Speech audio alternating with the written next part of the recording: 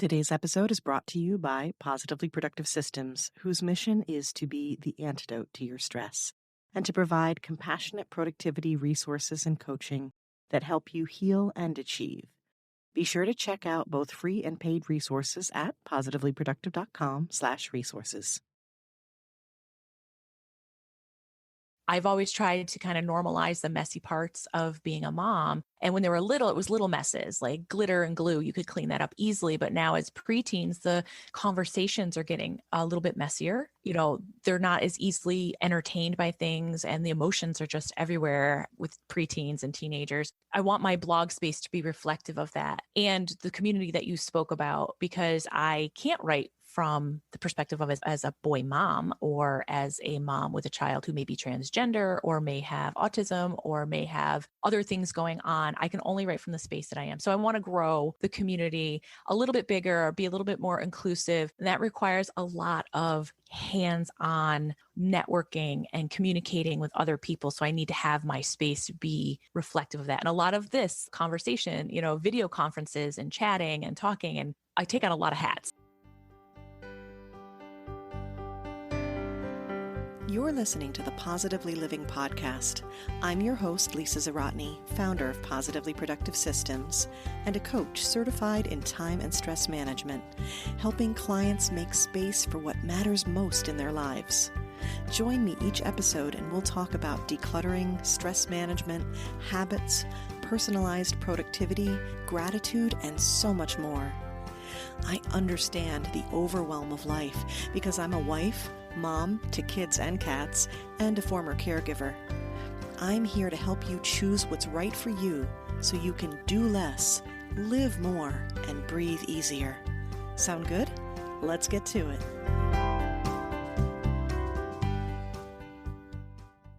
Today, I welcome Roxanne Ferber to the Positively Living podcast for a strategy call episode. A bit different from the other episodes, you'll have a front row seat to a productivity boost session with me. Roxanne shares her challenges with working from home alongside her family. We talk about distractions and workspaces and the reality behind balancing mom and biz life. And in just 30 minutes, we come up with 3 steps she can take to shift her time and space that will support focused work in a way that feels right for her head and heart. Roxanne is a twin mom and the creator-owner of the Whatever Mom website and community. She's a freelance writer for parenting magazines and influencer campaigns, and as a mom blogger, she shares the messier parts of her parenting moments to encourage others to let go of perfection and embrace the chaos. I'm so grateful for all she does to create a supportive mom community, and that she willingly shared a bit of her own chaos with us today.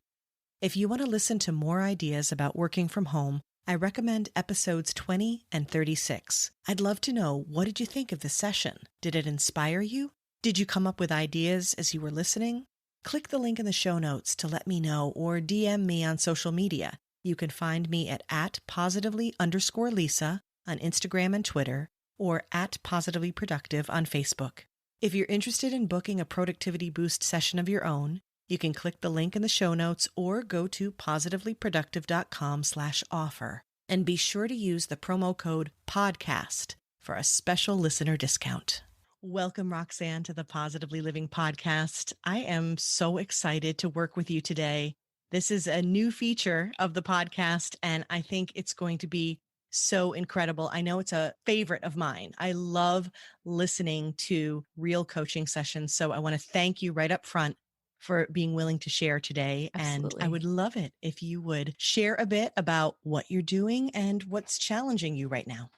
Great. Thank you so much for having me on the podcast and inviting me in. I've never had an online coaching session like this before, so I'm super excited to see how this goes. I'm currently working from home, which a lot of parents are, but I am not working a traditional 9-to-5. I'm a blogger and freelance writer.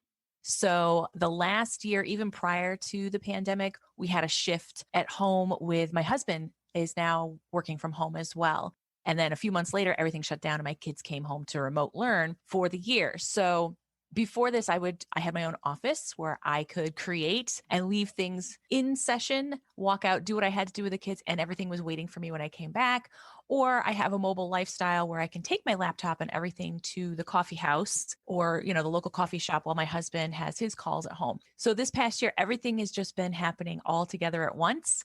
And I relocated my workspace to the kitchen table, which is the center of the home. And it really doesn't jive well with a creative flow. Like if I'm mid sentence in my brain and I'm thinking, oh, I've got all these creative ideas just jumbling around. I want to quickly, it's interrupted with, Mom, do we have this in the cupboard? Mom, can you make me this to eat? Hey, Mom, can you help me with this, Wi-Fi connection or whatever? So being centrally located is not optimal to my personal creative flow.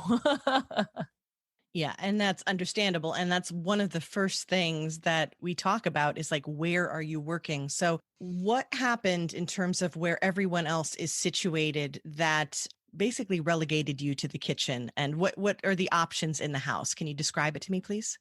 Sure. I had a full office to myself with storage. And I had a friend of mine who is a professional organizer come in. We redecorated. It was my space. But when my husband came home, he had all this equipment he needed to be fixed in one space. Okay. So since I had, a convenient mobile lifestyle, I could take my laptop wherever I needed to. And that worked because the kids were at school. I could put myself in any space. When they came home to learn, I recreated, I turned their bedroom closets into offices for them to work and have their own workspace. That lasted for a couple of months. It lasted longer than I thought it was going to before they started to shift around the house and get situated in other places. And it was usually near where I was working. So I've thought about taking over one of their office spaces, but it's their space. It's their room. You know what I mean? It's got their energy and all their creative things about. And I find as the mom and the only neat freak in the house, I spend a lot more time cleaning and organizing to be able to get myself situated. And by the time I situate myself, somebody needs something and I can't get into the flow of working. So my house is a small house. It's laid out in different areas for people to go to and gravitate to. But the kitchen is like the hub of the home for us. And that's where we all end up together. In some ways, that's great because we can all have lunch together, which has been really nice. But that means I have to pack up all of my things and set them aside and then lay them back out. And again, that creative flow, it just is so abrupt and disruptive to what I'm trying to accomplish. Exactly. Every time you have to stop what you're doing and then go back to it. This is why multitasking is debunked, right? Because it's really task switching. So what you're talking about is being in a position where you're constantly having to task switch. And you're right, that takes you out of the creative flow, and it reduces your productivity. And even when you're the mom who is probably known for what we call multitasking, because you task switch well, I think when it comes to the creative work that you're trying to do, it's a real challenge. So is there any other place in the house that is designated public space, but might be able to become yours? Any corner, any space anywhere that you could think of? Well, right now I'm in my bedroom with the door locked because it's the only space where I can just shut everybody out, including the dog. Because he at some point you might hear him trying to get in. He has to be where I am. Understood. My kids have to be where. So that's been the space. But when I do sometimes I go live, I don't want everybody in my bedroom. You know what I mean? I don't want to welcome the world into my bedroom. This is obviously my sanctuary, my space. Understood. We just recently started renovating our toy room. What I call the toy room. It's now the family room or the tween space, as my kids want it to be. And we just put in a giant folding table and some chairs. So if they want to build a puzzle or whatnot, they can. And I sat there and went, oh my God, I think I might be able to sit here and work because I have one kid who is now back in person and I have one kid still remote.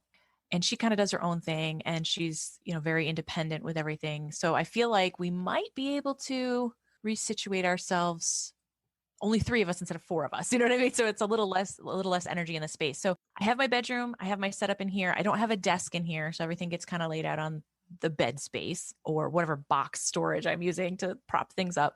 And then I have a big just folding craft table at this point or the kitchen table. So I have options, but they're still very popular. But there's a lot of movement. There's not a lot of consistency there. And there's not even. So, for example, you could have a corner space that has a chair and a bookshelf or something, hypothetically, again, we're spitballing here, but you could have this one corner space where it's okay, that's a space that I go to work. I still need to bring the rolling cart or the bags or the different things like that. And that would actually be one thing that I would recommend. So you have a place where, okay, in the house in general, we want to have ways and spaces where we bring things back to neutral. Meaning we pack that away for the night. We put it away. It's just like when you bring the kitchen back to neutral, you've cleaned it up and put everything away. So same idea with your work equipment, if you will, your laptop, your notes, all the things that comprise essentially your mobile office. Do you have a space where you keep that stuff when you're not working on it? Yeah, I just kind of stack it to the side right now. Okay. And it would, now that I hear you talking, like I should have like some sort of bag. Because when I do go to the coffee house, that's what I have is a bag where I put everything back in and it's mobile with me. But I didn't think of that at home. So in part, that's the first step that you want to have is how are you containing these items and where are you placing them when you're putting them away for the evening? And those, the 3-level rolling carts, they were popular in IKEA, but you can find them in Walmart and all kinds of places. That is one that's great because it rolls around for home. But as you said, you could also use a bag. It's the idea of having it contained in a way that you can move around. And it's funny that we do think about going to a coffee house or maybe going to have a meeting or going to the library. This is, of course, pre-COVID, that we would need these bags or, some form of luggage, if you will, or a bin or whatever to contain these items and to carry them, but using them at home in the same way, thinking about it like you're moving from the kitchen to the bedroom to the whatever. Now, ideally, we'd love to get you into a more consistent space if we can, but at least to begin with, having those items contained so you can move them around Right. more easily and have a way to put them away for the evening Mm-hmm.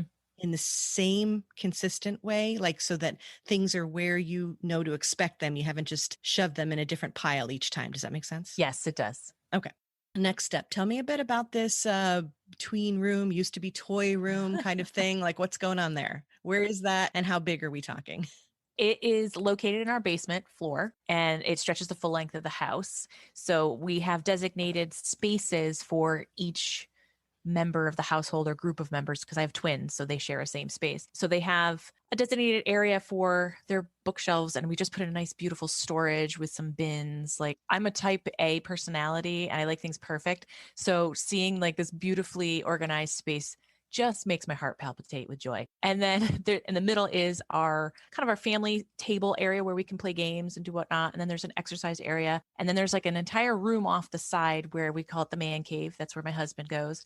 And then the office is right off of that. So I could literally sit at the table and probably see into my old office, but there's a door so we could close it if we had to and maintain volume. So it's a big enough space that I could do what I need to do and spread out on the table. But as we're talking, you're right, it's like the containment of when I do come to the table and now I need to clear it because somebody else needs it, not losing that organized flow that I have laid out for myself. You know what I mean? Yes. Okay. And I need to bring up one other thing. And this is where coaching shifts. And I'm going to say this. I know it's not going to be easy, but it's because my job is to look out for you. Okay. When you described this space, which actually sounds really awesome, and you said it's got designated spaces for everyone, I didn't hear you describe the space for you, Roxanne. Right. Yeah. Right. And that's my big problem is I very quickly and easily give up my space to accommodate others, which those tests that I took, those little Yep. personality quizzes is nurturer, caretaker, Yeah. Obliger. obliger is the biggest Yes. one. Yeah. Okay. So that's a beautiful thing that you're nurturing and that you're giving. But the challenge here is, of course, what you're trying to accomplish with your blog and what you're doing. The Whatever Mom, I love that. And I've been a big fan since day one because you are helping other moms be a community with each other and understand that it doesn't matter how we're doing what we're doing, right? It's just that we do it the right way for us. So the same thing for you. Tell me a bit about your why behind what you're creating and what it is that you want to be doing, what kinds of tasks that you're trying to do. Well, because I am a one woman show, I do everything for my blog. It's all the graphic arts. I am the lead writer. I am the lead marketer and advertiser and networker. So there's a lot of hats that I wear just as a blogger and entrepreneur. And right now my blog is specifically going through some growing pains in the best possible way. It's not painful, but it's like the best possible way, because I started this when my girls were just 3.5 years old and now they're 10. So I've always tried to kind of normalize the messy parts of being a mom. And when they were little, it was little messes like glitter and glue. You could clean that up easily. But now as preteens, the conversations are getting a little bit messier. They're not as easily entertained by things, and the emotions are just everywhere with preteens and teenagers. So I want my blog space to be reflective of that and the community that you spoke about, because I can't write from the perspective of as a boy mom, or as a mom with a child who may be transgender or may have autism or may have other things going on. I can only write from the space that I am. So I want to grow the community a little bit bigger, be a little bit more inclusive. And that requires a lot of hands-on networking and communicating with other people. So I need to have my space be reflective of that. And a lot of this conversation, video conferences and chatting and talking, and I take on a lot of hats just as a blogger. And then my big dream for this, and it has always been, I feel like I'm moving more in that direction, is to be able to not just provide a community of support, emotional support for moms and new moms, but also a community of entrepreneurship. If I said that word right, because it doesn't roll off my tongue easy. That was impressive. Yes, I believe you did. Okay. Because I want to be able to help other moms who were in the same space I was when I was looking for something creative. I was home with kids all day, but I needed some mind space for myself. And everything I did was for free because nobody wanted to pay me. But I want to be able to hire other moms to do the graphic arts and the contributor and the advertising, so that they can afford to be home with their moms and live their own dreams, or live home with their own children and be able to afford their own dreams. Because as somebody who used to work a traditional 9 to 5, I had a very, very taxing job and I loved every minute of it, but I couldn't do it alongside raising my children in a way that felt comfortable to us. And I'll never forget the day they were only months old. We were outside in the backyard. I had them in their baby swings. It was a Tuesday morning. It was 10 o'clock. And I kept thinking, if I was in the office right now, I wouldn't be feeling the sunshine. I wouldn't be hearing the baby giggles. I wouldn't be doing these things that really stirred up a passion in me and made me feel something that I just didn't feel in the office. Not that I didn't feel joy working there and having the 9 to 5, but the season of life I was now transitioning to, I needed to experience the world with my kids and alongside them. So building a community and a network for myself as a blogger. And then I want to be able to do that for other moms to be able to have that experience as well. So yeah. Those are incredible big dreams that, you are chipping away at. So given that, I want you to keep tapping into that and engage your family in this. And I'm curious, have you had conversations with them about what it is that you're creating and why it matters to you? Not extensive conversations. It's always been kind of my own thing. But now that they're older and they want to be, famous YouTubers like every 10-year-old kid does. Naturally.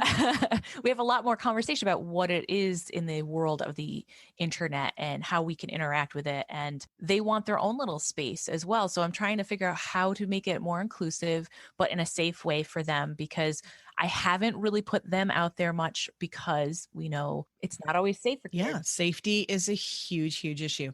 Given that, there's a couple different levels of engagement and inclusivity in the side of the family side is what I mean. Like, in other words, how your family is engaging with what you do. I do not mean for it not to be your thing. This is absolutely your thing. But what I do mean is conversations with them to let them know how much this matters to you and how they can support you in doing this. And as a matter of fact, as an obliger, because a big part of what you do needs to be connected to outward accountability, right? That you show up when you are serving others, when you know it is beneficial to others. Using that, leveraging that idea of, number one, you are modeling for them what is possible for them to do. So that's one thing. And it's a key thing that you want to lock into whenever you're making a choice and you feel like there's a tug and pull between the mom side, right, and the business side, right? Because inevitably that always comes up, doesn't it? So given that, understand that you are showing them the possibilities, you are modeling for them. The other thing is that there can be a way that you can be teaching them, which you've already begun. So you can teach them about how you're approaching this, how you're interacting, like the technical side of it. But more than that, they love you and they want you to be happy and to succeed. And if they understand what is involved with that, and you have a conversation specifically about what time you need to do what things and how you can honor each of the components of your life, if you will, them understanding. And I think they're at an age now. There's a natural inclination because I live it. I understand very, very clearly what you're talking about with the mom, where's the Right. milk? I decided to keep it in the Right, fridge right. now. You know what I mean? Like, okay, that's like a gut response that they have. But the more that you communicate with them and create, are you ready for the word boundaries? Oh, my nemesis. Oh, boundaries. Curse you, boundaries. Yes. One of the things that you described, I wish I could remember the exact wording. When I listen to you again, I'll be like, that was it. But you described it in this concept of doing things that, in the way that's meaningful to us and that's right for us. So that's what I'm encouraging you, is to find the boundaries that feel good for you. Okay. And so what have you tried in terms of creating boundaries? A lot of times it's kind of like happening in the moment. Like to get ready for today was a big, hey, everybody, from this time to this time, I need quiet in the house.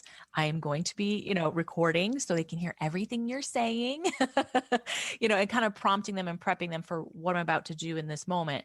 On the day to day, because I'm sitting at the kitchen table typing, I don't always say, I just need this 5 minutes or this 10 minutes, or I'll say, let me just finish the sentence and I'll help you. Let me just, do this one thing and then I'll help you. So it's kind of on the fly versus from this time to this time, this is where mom's going to be plugged into work and you need to be plugged into X, Y, and Z. So there's never been that real structured sit down conversation about what to expect.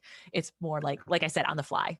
How would that feel if you took what you did today so far successfully, if you took that concept and you applied it to other pieces of the projects that you're doing, and we'll get into batch processing in a minute, but how would that feel? How does that feel if you were to say that again, like tomorrow, I'm going to be writing from this time to this time, and then I'll be available?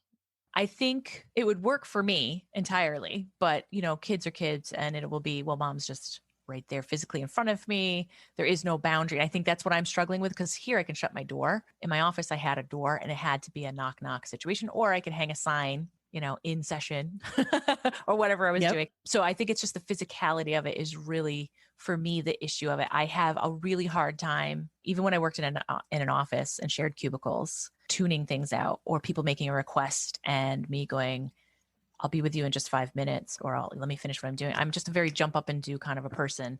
So I think structurally it would make sense to say from this time to this time, mom is going to be writing. I need to focus and concentrate, but kids are kids and you're going to find their way in, especially being in the kitchen table. So some of it is training, but the other part is very much the physical space. And you're absolutely right. So there's two things at play that you're describing here.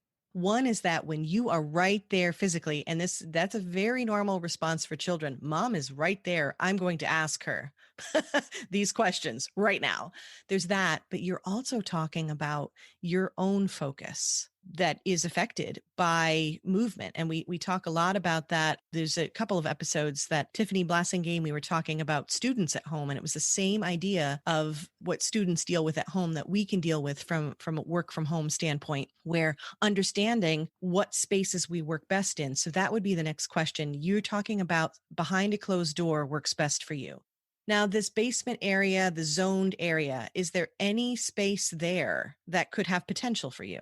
It's still a very open space. And right around the corner from that, like I said, is my husband's man cave, which is also the family TV room. So the kids are usually over there doing their thing. I've tried putting on headphones and listening to things while I'm typing, which doesn't always work for me because I get so one track minded into the podcast or the music that I'm listening to, and it's a little bit distracting. So there's not a lot of closed off space for me, unfortunately. It's more of a matter of my husband and I were just talking about working our schedules opposite so that when at night I can be in the office with the closed door. That was going to be another question of mine. Yeah. Okay. And then on the weekends, I try to go in, but I'm the doer of the family. I am the keeper of the schedule and the snacks and the tasks and all that stuff. And I will easily get sidetracked into what are we going to do today? What do we have to do? And then I forget. And I give so much during the day that sometimes if I do it at night, I'm like, I am just too tired to even feel creative in this moment, you know? There we go. So there's so many things at play, and we'll keep working on this little by little, but there's the energy management side of it, like when you want to be doing this. But I guess the question would be, if you were given, and I usually say 90 minutes for some reason, because based on what I've researched from a productivity standpoint, after 90 minutes, our brains are usually like, blah, Yeah. anyhow. Yeah. Sometimes we can push something to 2 hours, but after that, especially if it's focused work, Mm-hmm. I think that one of the best things you could do would now be to take an inventory of the types of work you need to do. Okay. And compare those kinds of tasks. Like I'm writing a blog versus I'm, chatting with a new contact versus I'm posting on social media. You know what I mean? Like having those categories and figuring out how much focus time you need. So now we're going to get into the 80-20 rule, right? Of 80% of where you want to go, your results can come from 20% of your effort. How do we leverage that in that maybe the thing that you're telling me that sounds like the biggest challenge is that when I have focused work, I need a certain amount of time and I need everybody to leave me alone. Yes. And it doesn't happen. If you could solve that one thing, and I don't know how much of that you need for that focused time, but let's say if the first step you took was 90 minutes a day, where would that be? When are they distracted the most doing schoolwork anyhow? At work, it would be quiet. Is the basement conducive to you? Could you get one of those cool like folding screens or maybe do a DIY project with that? Mm-hmm. Right? With the panels and the hinges, because I know you're crafty. And set that up. And that would be the visual indicator. Mom is doing her 90-minute segment. And then you take that back down. That's a great idea. There would definitely be space enough to be able to do that. Great. And you can fold it and put it away. Yeah. And again, you could even fold it and put it away or set it up in the corner and then put that mobile office, the items that we talked about behind that screen, and that sets to the side. Right. And then you pull it out and it becomes that temporary office space. But if you're only shooting for 90 minutes a day or even an hour, it starts small. This is a habit that you are training yourself, you're training your family, and you're giving yourself that space to create. And then when the timer's done, you can jump up and you can respond to things. And then you can also, I'm sure there are other tasks that you can do and that you have done, like telling people where things are in the cabinets and hanging out with the family and posting on social media, right? All the same time, right? Yes. Yeah. Let's be realistic about that. Yeah. And that's fine because it doesn't take quite as much of the brain focus, right? Kind of know what you're doing. If you have a checklist going, it's during that concentrated time that you create your automatic checklists of this is what I'm going to have to do. Like when I post for my podcast, I know that I have specific notes in place because I have the copy that I'm going to be using to post about it. And then I know that I'm going to be posting on Instagram and LinkedIn and Pinterest, and I have the checklist ready to go. Mm-hmm. But I wasn't able to create that checklist, while I was hanging out with my family. I created that during that quiet time. So if you carve out that one bit of quiet focus time, you'll know that's when you're going to prep yourself to make the other times easier and do the focused work like the creative writing. How does that sound? It's definitely like, because I feel like I can wrap my mind around that. It's more tangible to have like a little sectioned off space with a sectioned off time and communicating to the family, this is what I need at this moment. And, you're right. They are at an age where they can fend for themselves a little bit more. And, my husband just turned 44, so he's very well capable of. So he's almost there. He's almost there. He's super close. Yeah. It's a lot of structured, and I like lists. So that would really, really work for me, because it takes the thinking, and that's everything gets lost inside my mind if I have to keep all of the things in there. So the lists really help. And I actually use lists every day and time blocking, but it does, family life, it just kind of gets blown out of the water. And like I said, the last year I have been doing managing 3 separate schedules at the same time. And it's been crazy. So I relied heavily on that to-do list, and I gave myself like the top 5 things I needed to do, but it wasn't just blogging specific. And so I think that's where I'm at a place where I'm ready to get back to really focusing in on the things I need to do to make these dreams happen with this blog, Right. And I mean, it is small steps at a time, but it's those small, consistent steps that will make a huge difference and will get you there. In the meantime, absolutely all the grace, all the compassion, and all the celebration for everything you've accomplished. It's incredible. But now it's the next intentional steps to get toward this, and start small with the family. And keep in mind too, and this is so important, it's not a negative at all, but it's reality, is that when you change what you do, there can be pushback. Be confident in that, in saying, we're talking 90 minutes here. You've ignored me easily for 90 minutes. Right. Just pretend it's that time. Yeah. So keep that in mind, and know, because it's that short amount of time, that as soon as that timer goes off, keep that promise to them and to yourself. When that timer goes off, pack everything up and then be like, bring your questions. Anybody want to know where snacks are? I'll give you the tour, right? The tour time. And just, yes, exactly. Yes, it's snack tour time, whatever it is that was important to them. I promise you, they will get used to that. And, just like any other habit, reward them, do something fun after. That's when you're going to go mess up the kitchen table and do an awesome craft, whatever. When you start doing that, it'll be a reward for you and for them, and you will start to see that progress you need. Yes, absolutely. Okay. Those are the action items to create an official mobile space for you, whether it's a cart or bags, some kind of divider or screen, so that you can keep the stuff to the side, move it out to the working table for that designated temporary office, the space and the time physically, announce it to the family, put it on the list, schedule it with them, and create your lists to help make things easier in the future. And I will send you those as a follow-up. That's amazing. It's like 3 steps to start, which I think is always the overwhelming part, because you see so many steps to start. And then you're like, well, which one's the most important? Where do I start? But if you only have 3, it doesn't matter which one you pick, because those are the 3 you just need to accomplish first, which is great. Exactly. And you're starting small, and it will make a difference. Wonderful.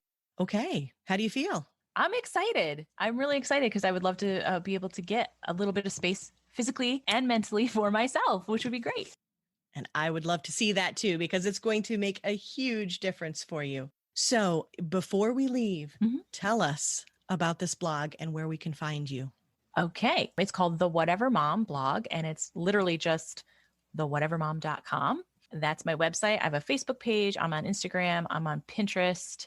I think that's everywhere. I have a newsletter if anybody wants to sign up for the newsletter, because it only comes out once a month, super quick and easy. Basically, anybody who is looking for, a solidarity. I have a small community, very intimate, 200 of us, talk about the stresses of being a mom, and it's like a place to normalize it and get tips if you want tips. Sometimes we don't. Sometimes we just want to come here and feel like heard. I'm not the only mom going through the terrible twos right now. I'm not the only mom whose child is, picky eating this week. So exactly. I'm in a lot of different places because I'm trying to gather as many troops as I can for what I used to call my Whatever Mom Army. That's what launched my blog in 2014, was the Whatever Mom Army blog, that I had moms of opposites line up and take photos together and show that we can coexist and we don't need to have judgment between us. So, yeah.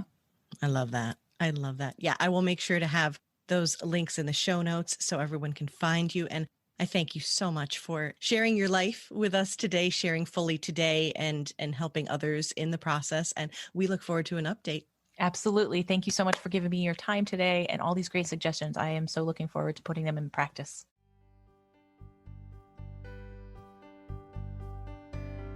Thank you for joining me today. Your time is precious and limited, and I'm honored you chose to spend it with me. If you have feedback, questions, or want to schedule a chat, head to positivelyproductive.com/connect. And if you are looking for any of the resources referenced on the podcast, from books to products to training and more, go to positivelyproductive.com/resources.